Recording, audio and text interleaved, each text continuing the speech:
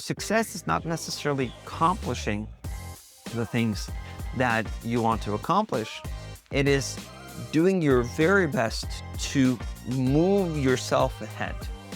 It then creates is this desire, this urge to put things into motion. So emotion creates motion. And what seems to be the most efficient tool in order to deal with that bad conscience is pen and paper. Yes, you heard me right. Hi, and welcome to another episode of The Champion's Journey. My name is Christoffer Endresen. I'm your performance consultant, performance coach in dog agility, whatever you want to call it. And I'm so glad that you tuned in to this podcast. It's been a while since I've had an episode out, but for good reasons. I'm very happy and proud that I can announce that I now become a dad, that me and Ellie have become parents to a beautiful girl, and everything went really well. It was a long labor, but everything is fine with the mother, everything is fine with the baby. And as I said, I couldn't have been more proud. So the last 6 weeks, we've basically been in a fog and been in this baby coma, which has been fantastic, I would say. And I'm really glad that we took the time to just focusing on being with the baby, learning how to, there's a lot of new skills that we need to learn, and trying to find the balance now between all the dogs that need our attention and the baby that needs our attention, and seeing how we're going to make this a fantastic season. But it's so funny because we feel like we haven't started the season yet, but we have already won gold, and that's a fantastic feeling. And enough with that, because what is now the challenge is that we need to get our head back into the game, and the game is agility. And there's so much things that are coming up. I will do a little bit of travel to different places in order to hold seminars. That is going to be fun. I also will do seminars with different groups that are national teams, which is fantastic to get those requests. I really appreciate that, especially when you do that for teams on the opposite side of the world. That's just amazing. And we also have a very busy schedule coming up in terms of competitions, because now is the time where the competition season in Norway is starting to ramp up. And as we get into May, there are also going to be a number of big competitions, both the national championship, the tryouts, but also we have the World Agility Open, which would be the first big event that we're going to. Now, there's a number of things that is important as we're getting ready for these big events. And one of the things that is essential is that we need to work on ourselves in order to focus in on what is important. Yes, of course, it's the balance between family, friends, work life, and so on, but also trying to fit in the training session with the dogs, training session with ourselves, and also going to the different trials, dealing with the challenges that comes with that, and learning the lessons necessary in order to get better for every competition that comes. And this mental switch is important. One of the things that I've talked about to agility handlers and what I've seen from different agility handlers is that their agility competition mode is always on. And what I do recommend is that you schedule in at the time of the year that suits you the best and your schedule the best to rest, to not do agility stuff. Because as you take a break, as you take a step back in order to do other things than agility and just enjoy life as it is, that is going to give you an increased motivation in order to do it well for the coming season. Now, we've just finished the Olympics a couple of weeks ago, and the Paralympics ended recently. And they have, since they're in the winter sports, they now are entering into the final stage of their competition season. And after that competition season, they go into an active rest season. And that is just to rejuvenate, to recover, do other stuff, because they probably made a whole lot of sacrifices in order to compete at that level. And now it's taking a step back and enjoying other things that they had to prioritize or not prioritize at all. That period of time we had to change, because usually we have that period of time in, I would say, November or after Norwegian Open. But due to the pregnancy and also getting a child, then we decided to move that until close to the due date, and then for the following 6 weeks. Now those 6 weeks are over, and we need to really change our mental game. And I want to talk about how we are doing that. One of the things is that after such a period, you might feel that there are a whole lot of things that you should have done. And you might even have a bad conscience about the things that you didn't do, but you felt that you should. And I've experienced this with a lot of athletes. I've experienced this with a lot of agility handlers. I've also experienced it myself several times. And what seems to be the most efficient tool in order to deal with that bad conscience is pen and paper. Yes, you heard me right. Pen and paper is the perfect remedy for dealing with that. Because this internal inner critic that you might consciously be aware of or not, that is chattering about all these things that you should have done and that you could have done better, etc., you know how it goes. It wants your attention. And if you don't give it attention, if you suppress it, it's only going to get louder. So by taking pen and paper and giving it a space to speak up, to share its thoughts and opinions, yes, it sounds crazy, but it's this autonomous person within you that has a sort of a saying in how things should be done. Giving that part of you a space where it can speak its mind and you can write it down on a piece of paper will allow it to calm down, because then it has delivered its message. And at the same time, it gives you an opportunity to actually have something physical and concrete to deal with it. Because if you're trying to deal with it just in your mind, what happens is that all these thoughts and words are just feeling like you're being bombarded, because they're so abstract and they're going from one place to another one, and it's almost like you're trying to catch different ghosts. So by taking your pen and paper, you are actually allowing your mind to focus in, and you write things down. And as you organize it, it becomes more concrete, and then it becomes something that you can actually deal with, rather it being total chaos, which is what most people feel. And the power of the pen and paper is an underestimated one.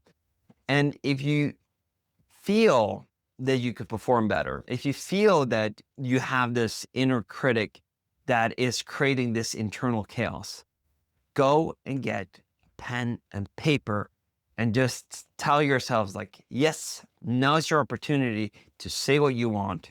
I'm ready. I'm taking notes. So speak up. And give it time, because then suddenly becomes silent and you won't hear a thing.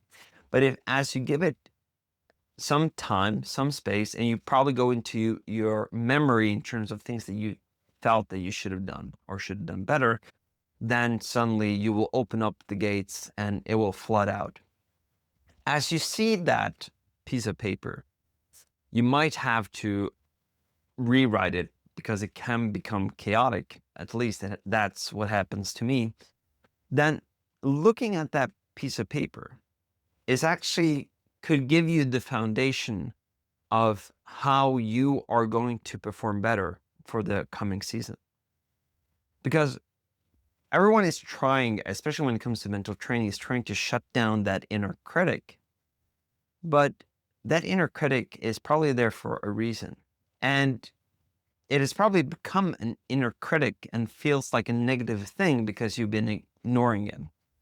Now, by giving it space and actually having a tool like pen and paper in order to write things down, and then to have a space where it can give it the opportunity to empty itself, then you will see that there are a lot of things there that are constructive. Now, we talk about destructive and constructive. So destructive is actually breaking things down. Constructive is actually building things up. And as you see through this, there might be stuff that is destructive, but there will be a whole lot of things that are constructive. And if you can take that and try your very best to implement that in the preparation for the coming season, in the preparation for the big event or the big goal that you set for the year, which I hope you've done, that you set a goal, then you will see that it's a very good foundation for building your plan, or actually looking at parts of your execution that can become better. So it's important to listen to that inner critic. And that bad conscience is almost like a guide that can help you to perform better. It's almost like a personal inner coach.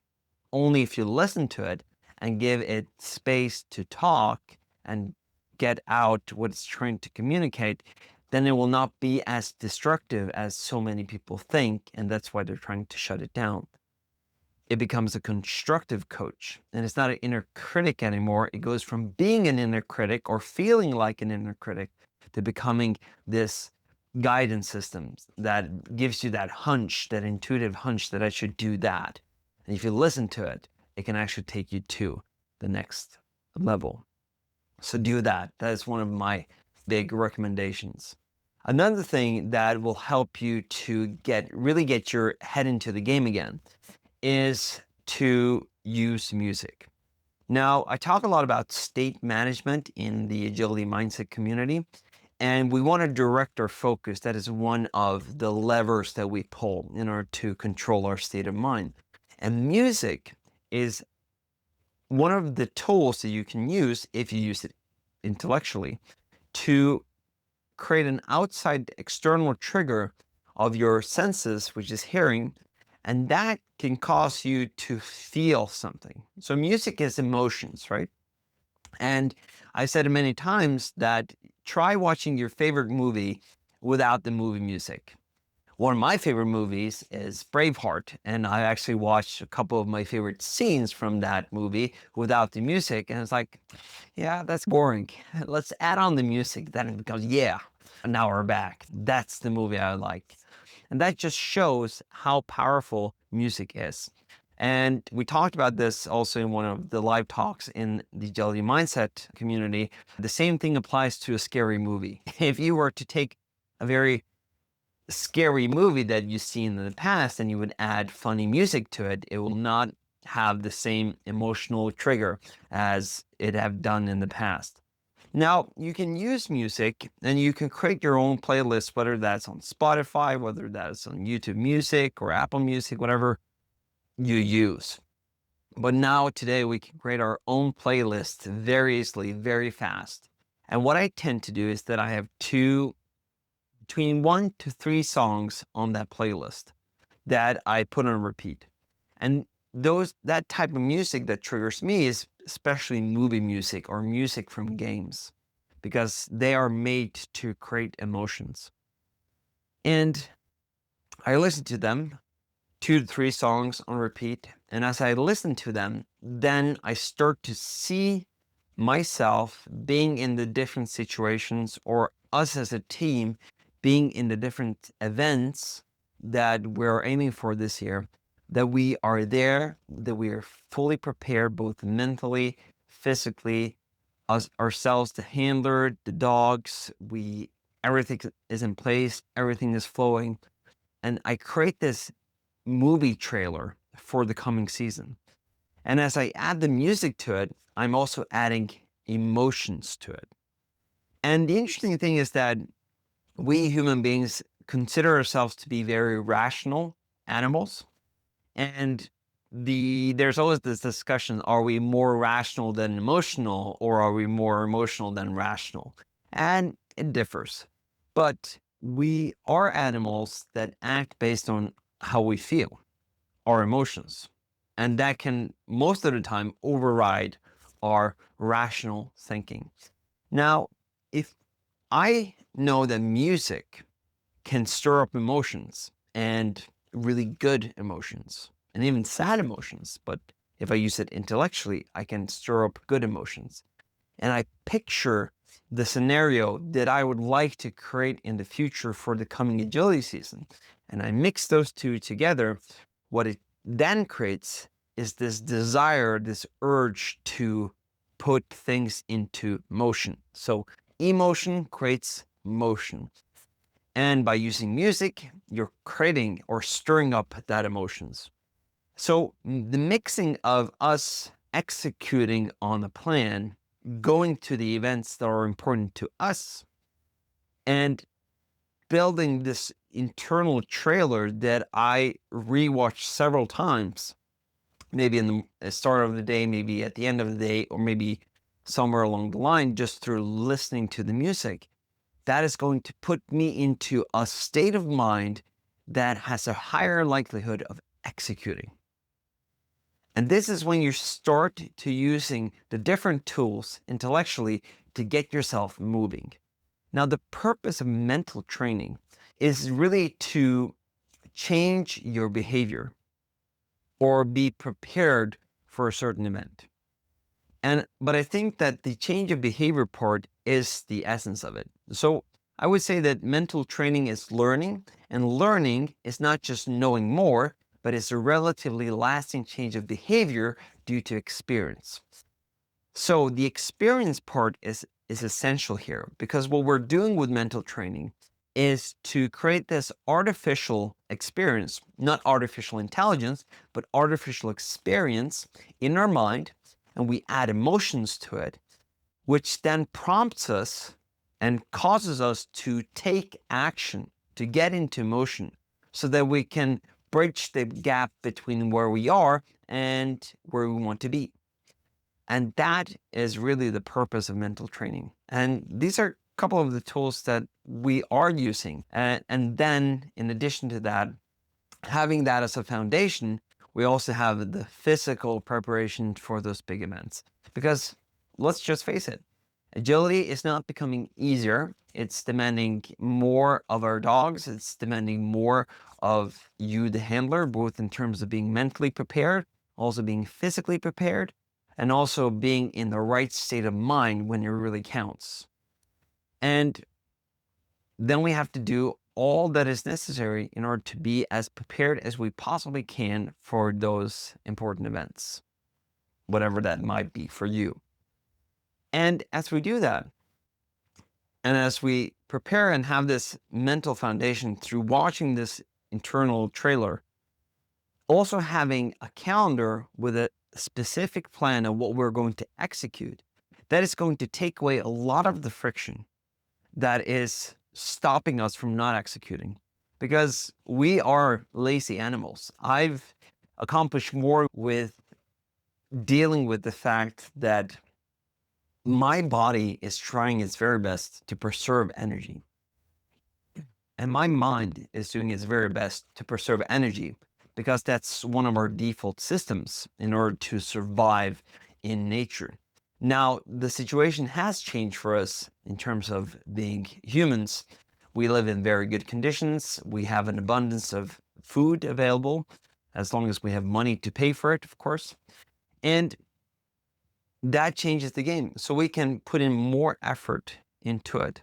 But by removing the friction in terms of what we need to do, that is causing us to increase the chances of us executing on it. So if we have the emotional anchoring of us seeing ourselves accomplishing the things that we want to accomplish with the feeling through music, and then having a clarity in what we need to do on a monthly, on a weekly, and on a daily basis in order to realize that goal, then the mixture of all that is just going to prompt you to execute. Now, the thing is that not everything is going according to plan. So as you set a plan, and let's say that this is the perfect weekly plan, you might hit 60% of that plan the first week, maybe 50% of the plan, maybe even 40, 30%. Now, what we tend to do is that as that happens, we put all our attention towards the part that we didn't do. and this inner critic just starts its chattering box again. Now, that is when we need to let that inner critic speak its mind by writing it down on a piece of paper with a pen. I recommend actually using a pen and paper rather than a computer because it has, based on some scientific papers, has a bigger activation of your brain. But if you don't have pen and paper, then you can also use your computer or phone. But dumping your thoughts onto something that is concrete, then taking that, what is constructive, and using that for the following week. So you're focusing on the good part. You learn from the things that you didn't execute, and then you let it go. And then you do your very best the next week. One of my favorite sort of affirmations, especially when I do training sessions, is that do your best and forget the rest. That is all you can do at this very moment.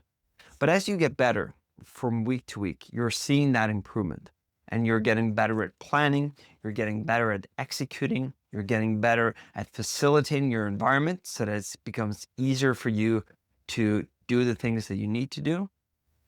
Then every action that you take is reinforcing the belief that you can. Is then what my favorite definition of success says, that it's a progressive realization of a worthy ideal. So success is not necessarily accomplishing the things that you want to accomplish. It is doing your very best to move yourself ahead so that you are doing, how can I say that? It's doing your very best to move things ahead towards the goal that you set. And as long as you're moving ahead, you're a success. And then every time you take an action, then becomes a reinforcement. It creates this good feeling that just continues to push this flywheel that is moving you along. And that is when things become what a lot of people say effortless.